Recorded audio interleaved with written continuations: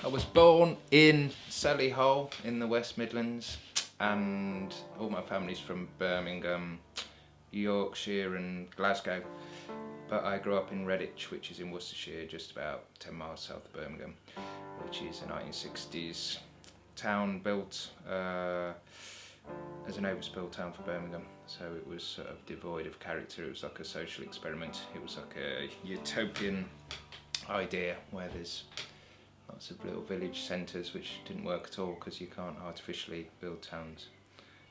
So it was the kind of place that I wanted to leave, which I did leave and moved to Brighton in '98. After studying at university, I went to Southampton and Cardiff. I've realised I've got three ways of working, and I do drawing, I do this abstract work, and I do sculptural work.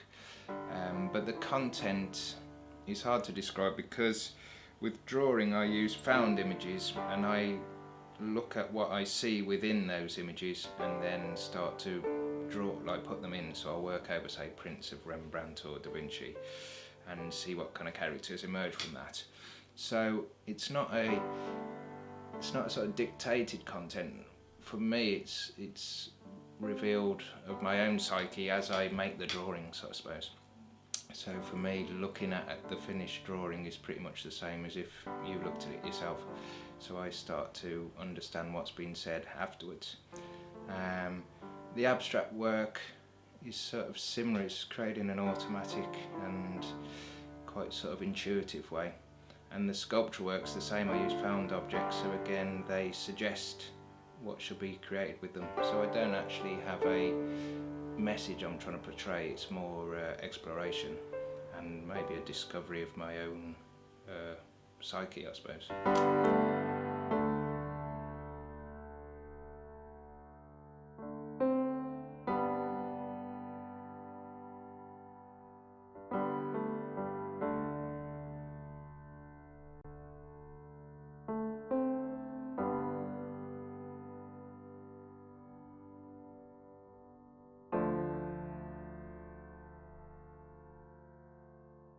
The themes that I use are quite fundamental themes. I think they're the only things worth dealing with, which is sex, love, reproduction and death, which is the very obvious and typical themes of art. But for me that's sort of the most relevant things to discover. It's an exploration of what it's like to be a human and make sense of this world we live in and try and find a purpose of what we're doing here. So that's the themes I'll always explore. It's mainly around people, but it's more recently, because I've been spending more time in nature, it's going to a more spiritual and religious way, I suppose, and thinking slightly beyond normal consciousness.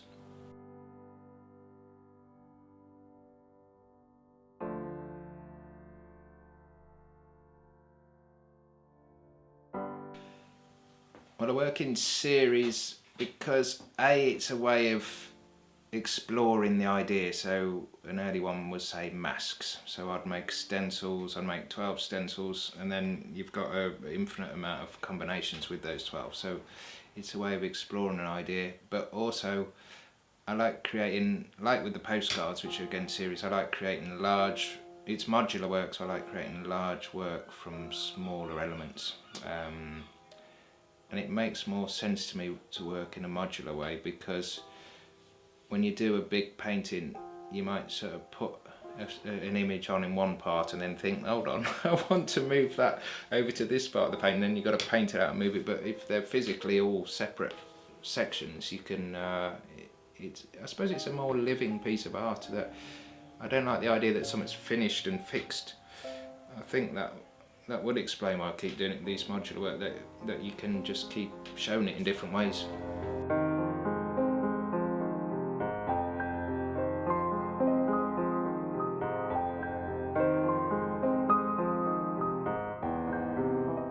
The black and white pattern forms came about from me collecting patterns. So some are from images of Greek vases, some are sort of Aztec stone carvings, African fabrics. I went round when I was in Portugal, I photographed some of the tile patterns and also some of the metal sort of ornate grills that people have over their doors.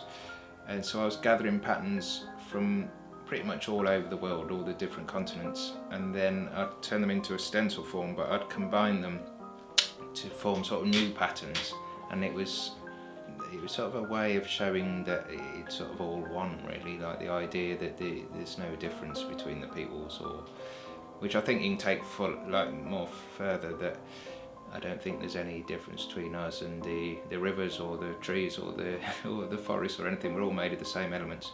But it was a way of showing that through sort of patterns that appear throughout history in all the different continents.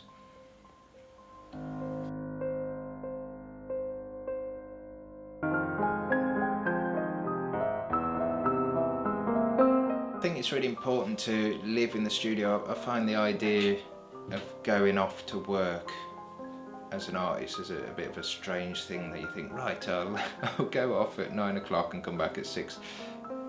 For me, I pretty much am working all the time. So when I get up, even when the coffee's brewing, I will already be up doing something or other, and I pretty much stop and then go to bed. So I don't really do anything but work when I'm in the house. And in the past, I never had any of my work on the walls, which seems an odd idea now because you can't escape it, and it might be through necessity that it's sort of everywhere, because I would rather that, well, it'd be nice that people took it away, not in the fact that they'd buy it and I'd make some money, is in the fact that it is good not to have the influence of other work around, I think, so you can keep creating new stuff. But no, I like to be, it's my life. I don't see any separation between creating art and living, so it's natural for me to live in the studio.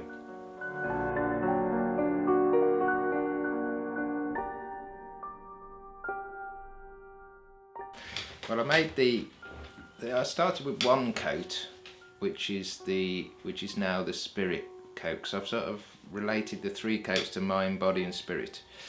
And the initial one, for years I've been making shrines, so it was pretty much a shrine in a coat form. And like with many things I create, it came about because someone gave me a really interesting coat. It's an Afghan wedding gown, it's an antique work, and it's covered with all these little metal buttons. So it wasn't as if I had this great artistic project in mind. It's the fact that I had a coat and thought, right, what am I going to do with this coat? I'll just start attaching loads of stuff to it. And I went to a great museum in Paris of tribal art, and they had shaman coats from Siberia. And they tend to attach lots of sort of bits of rags and things, and I thought these were very beautiful objects.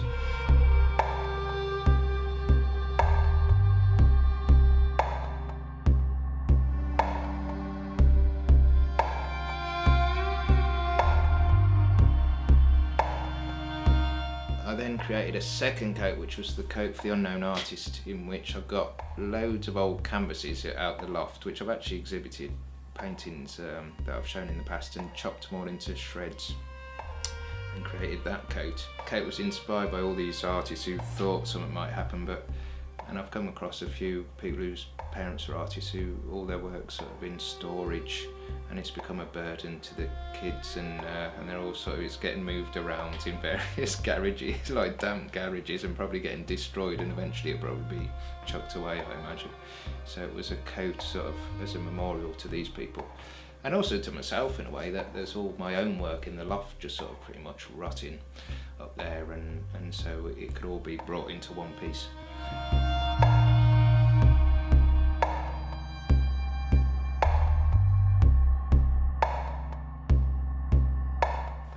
And then the third coat, which I've been working on more recently, is again inspired by all these trips into nature and into the woods.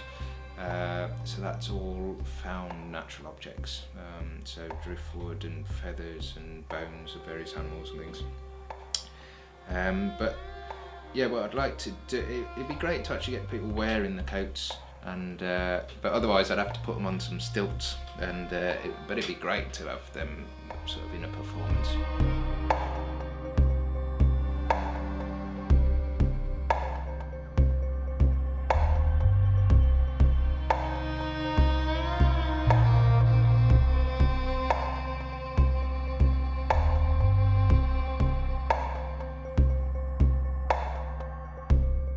combination of grotesque stuff and sexual imagery seems to be what I come out with most of the time. I don't know if it's anything to do, it's possibly to do with my upbringing, going to the Catholic Church, which your main symbol, which you were put in front of every time, was a form of terrible torture and in crucifixion, which is an odd thing to sort of wear around your neck and have hanging over your bed and at the front of the altar. And a lot of the stories, if you hear about the saints, I mean, it's all medieval brutality of how they were all killed in various ways. So maybe that's an influence. I'm not sure where it comes from.